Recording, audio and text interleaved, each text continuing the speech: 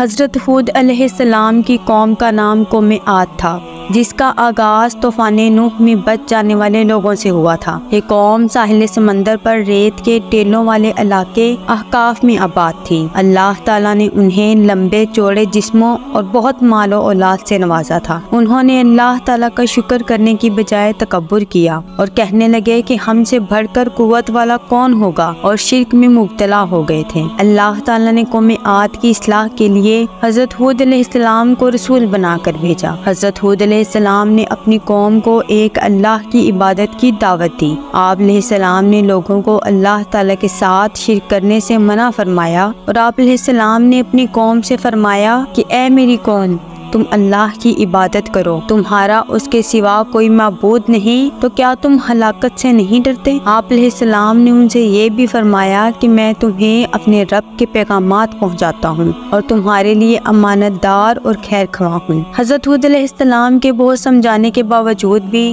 جب قوم عاد اپنی برائیوں سے باز نہ آئی اور انہوں نے حضرت ہود علیہ السلام کی بات نہ مانی، تو اللہ تعالیٰ نے ان پر ایک بادل کی صورت میں عذاب بھیجا۔ قوم بادل کو دیکھ کر بہت خوش ہو گئی اور کہنے لگی کہ اب تو بارش ہوگی۔ حضرت ہود علیہ السلام نے فرمایا کہ یہ اللہ کا عذاب ہے، لیکن قوم اس بادل کو دیکھ کر خوشیاں مناتی رہی، یہاں تک کہ اللہ تعالیٰ کے عذاب کی سخت آندھی آ گئی، جو 8 دن اور 7 راتوں تک مسلسل چلتی رہی۔ ساری کافر قوم اس آندھی میں ہلاک ہو گئی۔ وہ آندھی جس چیز پر بھی چلتی تھی اسے ریزہ ریزہ کر دیتی تھی۔ اس آندھی نے انہیں اس طرح اٹھا کر پھینک دیے جیسے کھجور کے کھوکھلے تنے ہوں۔ اس قوم کے تکبر اور کفر کی وجہ سے دنیا میں ان پر اللہ تعالیٰ کا عذاب آیا اور آخرت میں بھی انہیں سزا دی گئی۔ اللہ تعالیٰ نے قوم عاد کے بارے میں فرمایا، لہٰذا ہم نے انہیں یعنی کہ ہود علیہ السلام کو نجات عطا فرمائی اور ان کو بھی جو ان کے ساتھ تھے، اور ہم نے ان لوگوں کی جڑ کاٹ دی جنہوں نے ہماری آیتوں کو جھٹلایا اور وہ ایمان لانے والے نہ تھے۔ اللہ تعالیٰ نے حضرت ہود علیہ السلام اور ان پر ایمان لانے والوں کو